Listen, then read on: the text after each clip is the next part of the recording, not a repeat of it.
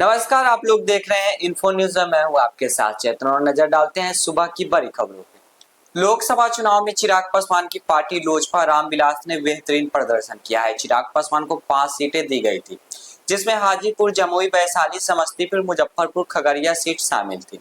इन पांचों लोकसभा सीट पर चिराग की जीत हुई है। इस पर शानदार प्रदर्शन करने के बाद से लोजपा रामविलास की हर तरफ चर्चा हो रही है। इन सबके बीच यह खबरें भी सामने आई है कि चिराग ने मोदी कैबिनेट में 2-3 मंत्रालय की मांग कर दी है।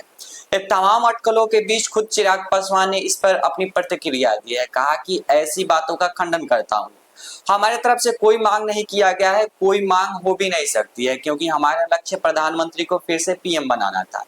यह विशेषाधिकार पीएम के पास ही है कि वे अपने मंत्रिमंडल में किसको जगह देते हैं और किसको नहीं। आगे बोलते हुए चिराग पासवान ने कहा कि नरेंद्र मोदी तीसरी बार देश के प्रधानमंत्री बनने वाले हैं। लोकसभा चुनाव के बाद सियासी उठापटक और बयानबाजी और तेज हो गई है। इस बीच बिहार के उप मुख्यमंत्री सम्राट चौधरी ने बड़ा बयान दिया है।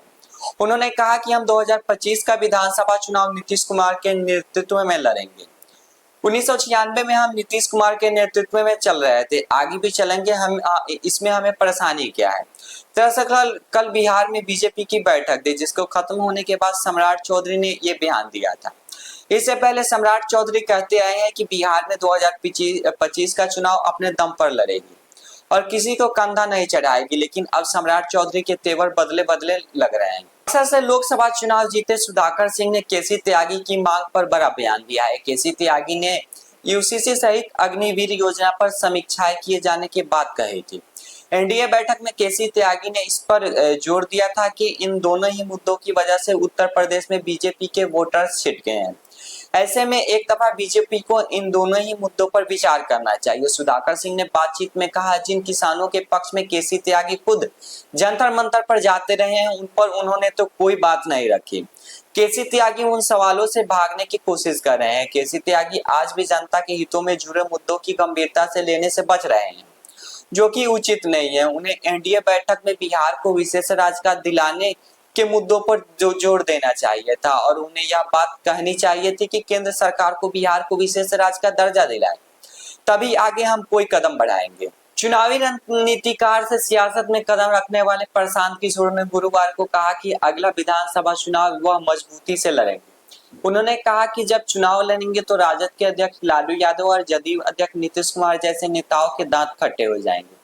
उन्होंने साफ लहजे में कहा कि मुझे धकिया दे, उनके बस की बात नहीं है। प्रशांत किशोर ने कहा कि वे अगर जन सुराज व्यवस्था नहीं बनाएंगे तो कल होकर समाज के लोग बोलेंगे कि प्रशांत किशोर गांव प्रखंडों में घूम रहे हैं, उनकी तो कोई ताकत नहीं है। प्रशांत किशोर ने कहा कि पश्चिमी बंगाल में आपने मेरा काम देखा होगा कि मैंने ही उनकी नस ढीली की थी।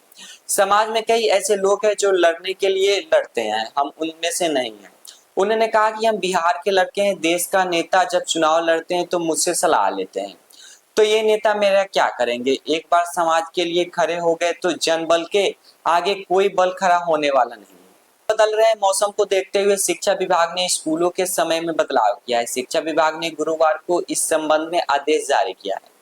आदेश के अनुसार 10 जून से 30 जून के बीच सभी सरकारी स्कूल सुबह 6:30 से 10:50 तक संचालित होंगे। बिहार माध्यमिक शिक्षा निदेशालय के पूरा शेड्यूल जारी करते हुए जारी आदेश में कहा है कि शिक्षकों को सुबह 6:20 पर स्कूल पहुंचना है और 6:30 बजे स्कूल को खोलना होगा। 6:30 से 6:45 तक प्रार्थना होगी।